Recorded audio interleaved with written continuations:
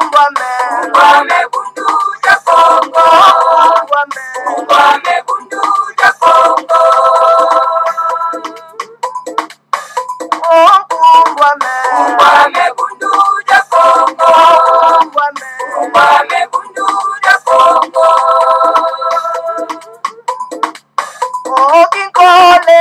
Kole Kukongo ya mwenyika. Ndaya tena mane mumbandwe. Kukuluza kanda ja Kongo. Kukuluza kanda ja Kongo.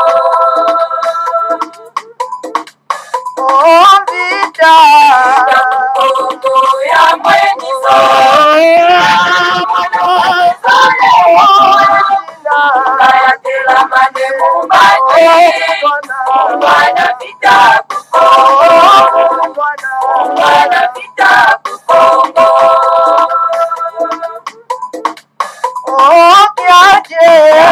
Kukongo ya mwenyika. Ndaya tena mane mumbandwe. Konga kanda ja Kongo. Konga kanda ja Kongo. Kukongo ya mwenyika. Ndaya tena mane mumbandwe. Konga tembe Kukongo. Konga tembe Kukongo.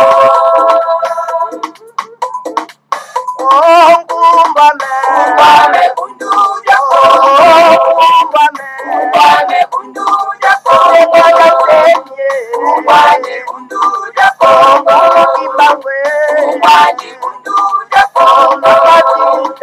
Ungwame bundu ja Kongo. Ungwame bundu ja Kongo. Ungwame bundu ja Kongo. Ungwame bundu ja Kongo. Ungwame bundu ja Kongo.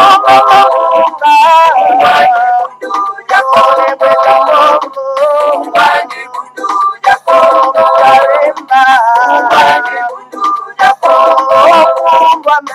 Ungwame bundu ja Kongo. Ungwame bundu ja Kongo. Ungwame bundu ja Kongo. Ungwame bundu ja Kongo. Matondo mingi bama batata bandeko balandi ya Congo Bololo balandi ya 3x radio.com tala biso wana toyeli susu atuka na pokwa na lelo pamba te lelo ezali ya solo pena mokolo mokolo combien ya mokolo nini lelo bama batata bandeko bana isanga atimati mémoire ebunge alors bama batata bandeko bana isanga atimati mémoire ebungi mokolo mwamine ya poso matondo mingi lelo ezali ya solo pena mokolo mwamine ya mposo mokolo mwa zomi na motoba sanza na mitano mobo ya koto mibale na zomi na libwa tokomi bongo na ngonga ya zomi na sambo na miniti tuku mitano na mwambi elingi koloba ngonga ya mitano na miniti tuku mitano na mwambi ya sima ya nzanga moi bamusement il faut ezalaka quand même non pourquoi amuser moi galerie alors voilà bama batata bandeko topesi bino banso bayenge bambote na bino banso mpe balosako na bino banso bama batata bandeko bipai wapi bino bombelami na mokili mobimba oyo bolandaka Congo Bololo. Congo Bololo ezali mono ya solo pene oyo bakoko batikelaki biso pamba te soki oza na bokono okoka komela yango mpo ozwa lobiko. Kasi biso baimboka bana ya kachupa ya kati bana kachupa en général toza na bokono. Bokono na biso ezali ya nini? Ezali teke tozobela na maladi songolo pakala. Kasi na bokono na biso ezali ya kozanga koyeba. Bokono monene. Soki na kati ya mboka bozangi boyebi, eza bokono monene. Bama tata bande. Eza pasi. Alors il faut que ça l'effort pour na kozwa boyebi po ete bokono boko akosila. Namoni ndeko moko atindela ngai video moko oyo ba pasteur ndinga baza ko abuser nos femmes africaines. Toujours comprendre l'eau comme côté bandeko. Pour nani nos femmes sont devenues des qui pangala boye ba ma tata bandeko. Ba pasteur ba komi ko abuser nos femmes na ba intimité na bango ba ma tata bandeko. Alors non, il faut voir ça la délivrance. Na niveau ya ba intimité là-bas. Mais comme grave. Ba ma tata bandeko. Quel est ce désordre spirituel les akorenye na kati na mboka? Et nos femmes se laissent comme ça devant ces pasteurs charlatans. Ba ma tata bandeko. Ezali kama monene. Alors, nous demandons à nos femmes de se réveiller. Qu'est-ce qui se passe dans le cerveau na bino? Et loko nini eza kosala na mitu na bino? Vous n'avez plus la personnalité. Vous avez se laisser faire abuser par des charlatans pasteurs. Mais c'est que beaucoup akoye bate. Bonzambe oyo bapaya ba memera biso na kombo ya christianisme ezali bondoki. Ce n'est pas ça la spiritualité. Et cette spiritualité étrangère ayez ko détruire, ko décimer. Mabota mabiso, mboka na biso, bomoto na biso, mabele na biso. Et c'est que moko na moko azwa conscience. Tant que tozolo bana Congo bololo akomona mutu wana kamata kangi akolinga koyoka te. Alinga yoka mutu aza koya kokosa ye. Komona bango bakovandela bato lokola ba pasteur Gefa. Tango aza kotangaka mwa ba morceau biblique na ye.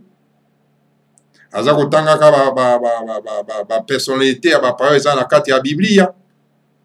Wana bango bavandeli, bazo seka, ils sont contents. Et elles sont contentes plutôt, les femmes et les hommes aussi.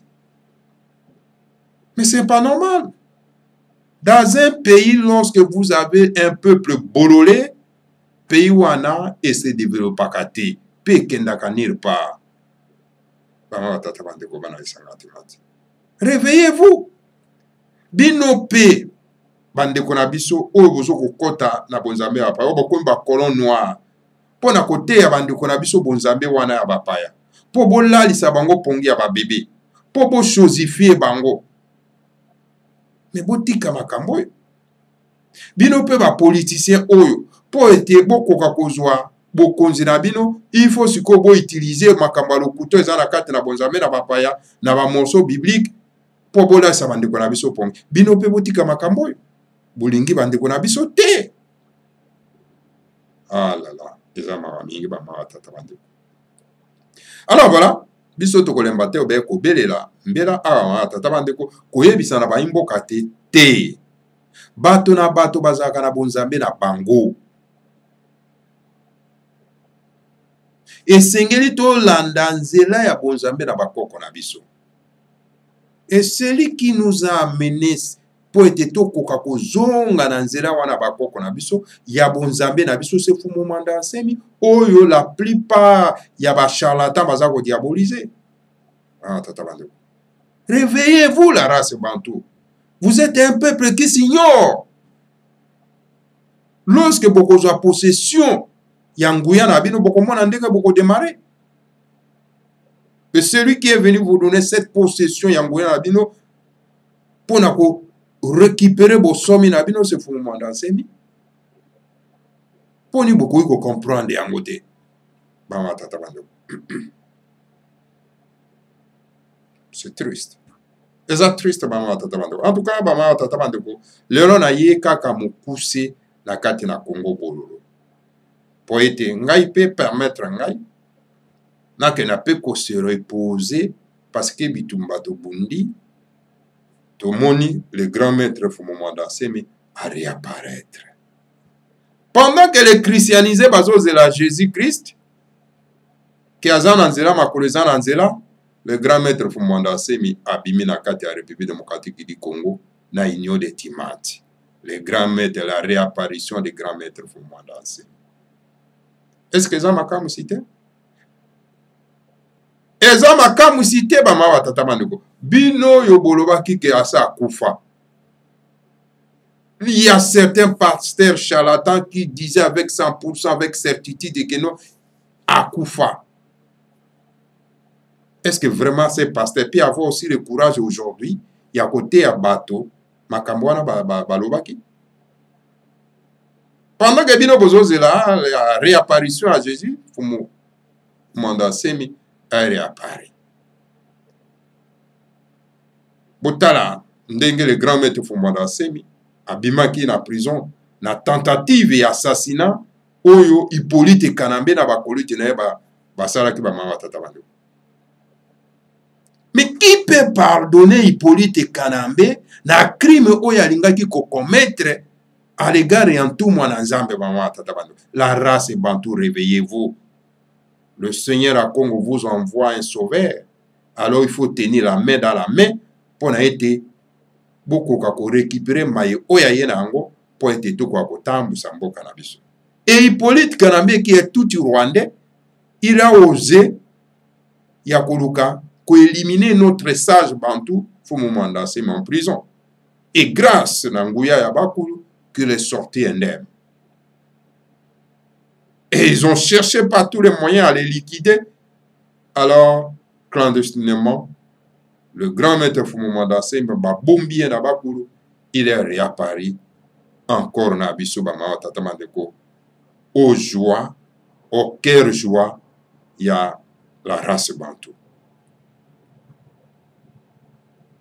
Et voilà, bama tatamandeko bana les 50 mati. Naye tout simplement après-midi à l'époque pour prodiguer certains conseils, sages conseils. Le grand maître Fumumanda Semba est réapparu. Le premier mot naye a lancé à l'obi naye donc koti ya kimia.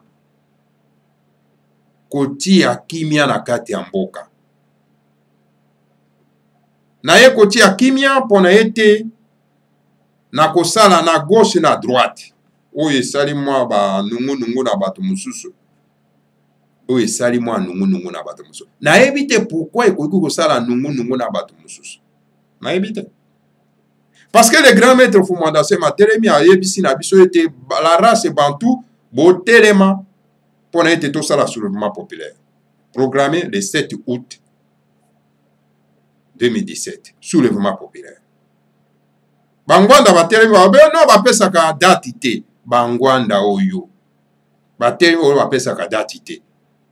O ba kendaka bitumba na makelele te. Kaka bangwana.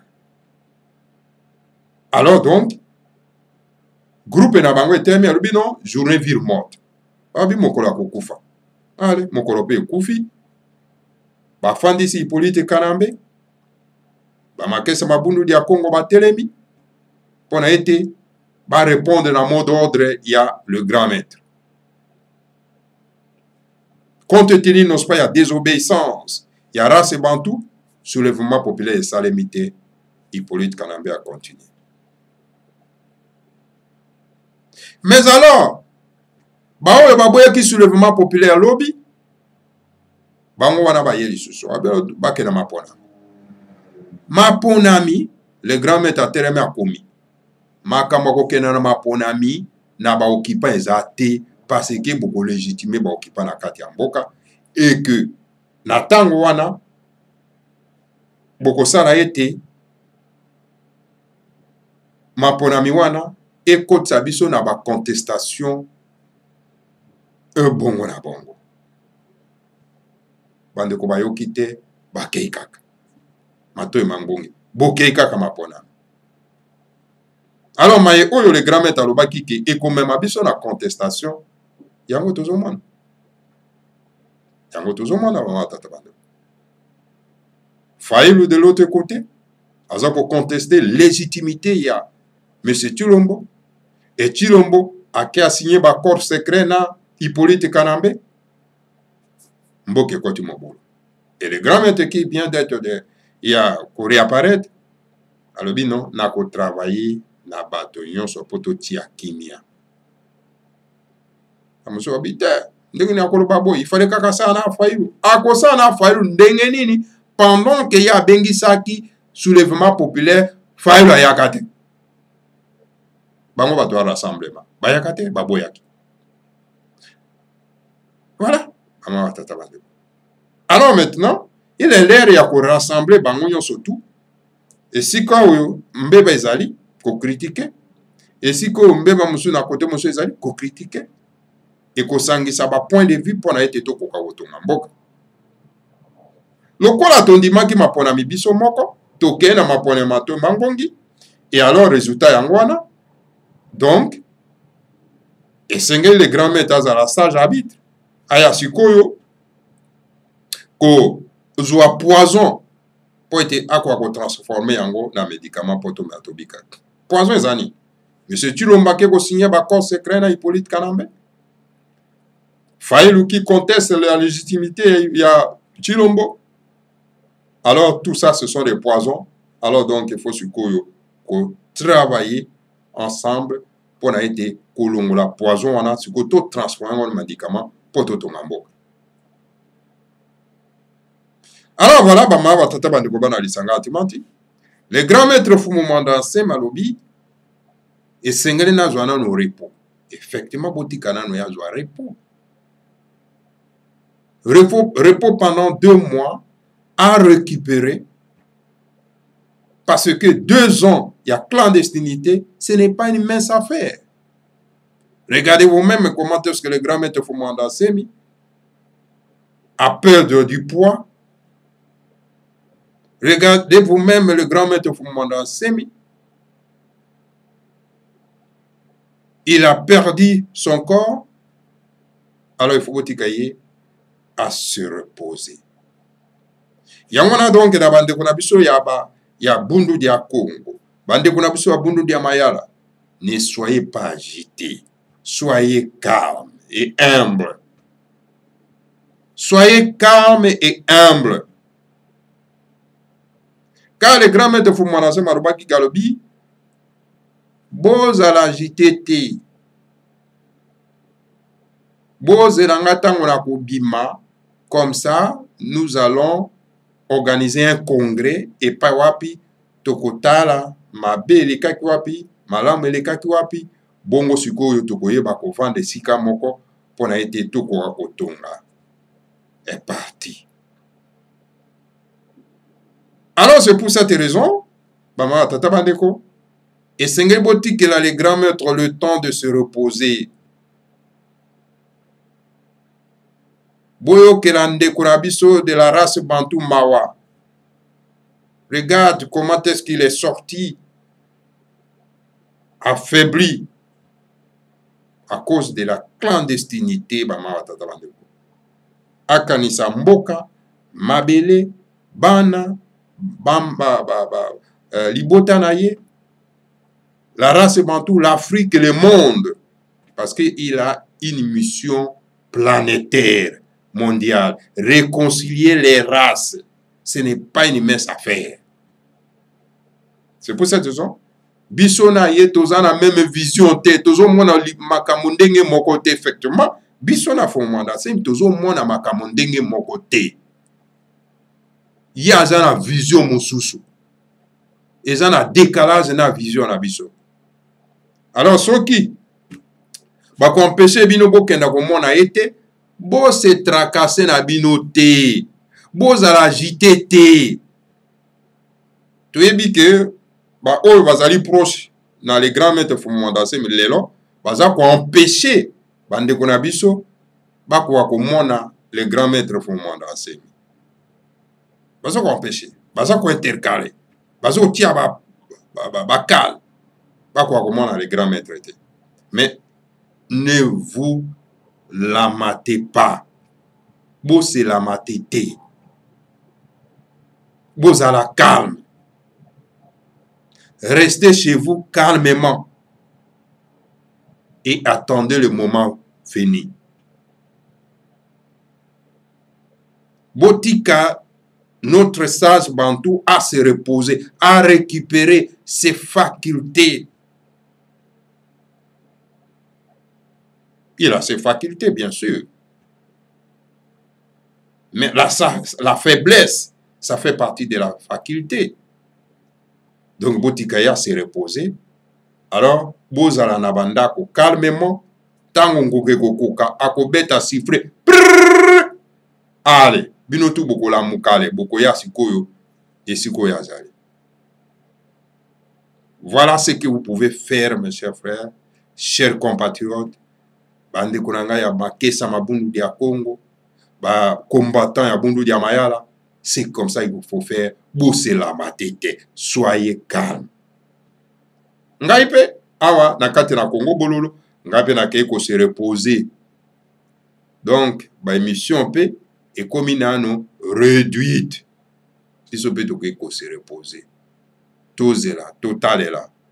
Direction oyo, les grands maîtres font manda semi, ako mema makambo, bongo toko ya ko beta tamu mbonda, nakate na Congo bololo. Bon regretter na yango te. Parce que tolingi koya ko mema masolo te oyo kosala ke to se contredire na les grands maîtres fo moment d'enseigner. Yangwana le moment ya za ko se reposer, biso pe to se reposer ba ma batata bande ko bana lisanga atimati. Biso pe to koloba nano eloko te to fandi pe nano calme pona ko éviter ko se contredire. Voilà bama batata bande ko bana lisanga atimati. Na mukuse oyo na koyi ko memela bino solo pena en tout cas na après-midi ya lelo yo na roba ke na kozala pena mukuse po ezali tout simplement un message oyo na ye solo pena en tout cas ko pesa na bino bama batata bande ko bana lisanga atimati balandi ya Congo bololo. Alors boyoki que moto babengi Katumbi ye wana zali kozonga na kati na Congo, moko na moko baza kozonga. Katumbi oyo ya moto na Lamuka baza kozonga. Bemba annonce que dans un mois za kozonga. Bato na Lamuka bama batata bandeko, donc bangwana baza kozonga. Bango moko na bango pe baza kobeta na mitu. Oyo kuna za kokenda na vérité des urnes Fairu. Oh mususu, il n'est pas d'accord na vérité des urnes. To éviter ceux qui ba komema pe bingomba ngona bango tu wape ba ma batata bande ko bana lesanga atimati. Voilà. Wana ezali kaka annonce to ko pesa bino ndenge tozali koyoka ndenge bazali kobongisa na ngomba na bango. Voilà ba ma batata bande ko bana lesanga atimati na mukuse oyo na koye komemela bino en tout cas na pokwa na lelo. Donc na bandeko na biso ya bundu dia Mayala ya bundu dia Congo calme ezana omboka bino ba émotion ezala epa na bino te. Alors botikela les grands maîtres le temps ya ko se reposer. Alors tango ya ko si sa répondre ye akobengisa bino pona ete akoka koyoka bino pe boyoka ye na kati ya congrès oyo ye akobengisa bama batata bandeko parce que apesaka déjà elaka na yango bama batata bandeko bana lisanga atimati. Soyez calme, hein? Donc ba émotion ezala te, ba kanda ezala te, ba déception ezala te. Donc ya yebi ndenge nini aza kotambusa makambo na ye bama batata bandeko. Parce que souvenez-vous, le grand maître Aloba qui était yazali joueur de pointe. Ayebi ndenge nini aza ko dribbler, aza ko beta ndembo plutôt. Alors donc ayebi ndenge nini ako marquer bina ye. Alors donc na kosenga na bino calme ezana kati na bino, kimi ezana kati na bino. Donc esengei kota toujours ya kotema na bopikiliki pe kotia matoi tango boyoka siffler et ko beta et pas en tout mon nzambe mfumo mwanda asemi ka il a toujours dit na kotika bino na nzela te na komema bino ti na elonga. Voilà mama batata bandeko bana lisanga atimati matondo mingi na bino baso obolandi biso. Que le Seigneur à Congo vous bénisse tous, bénisse Fumo Mwanda Nsemi, et bénisse la République fédérale du Congo, Ingeta, Ibobo, Ibobo.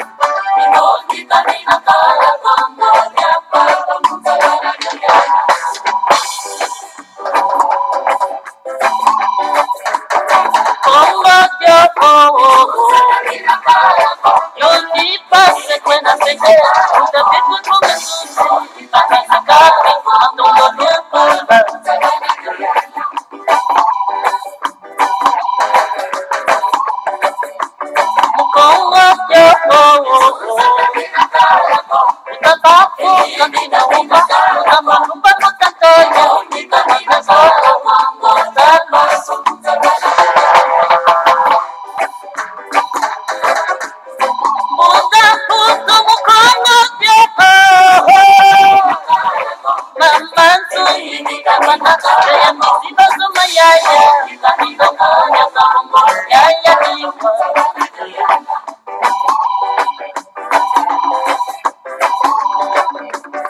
kongo jo yaya se imina yaya kwana